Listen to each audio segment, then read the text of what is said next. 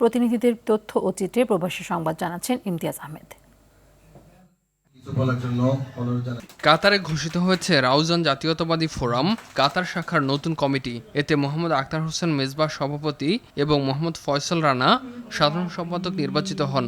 একই সঙ্গে চট্টগ্রাম ৬ আসনের বিএনপি প্রার্থী গিয়াসউদ্দিন কাদের চৌধুরীর নির্বাচনী প্রচারণা ও দোয়া মাহফিলও অনুষ্ঠিত হয়।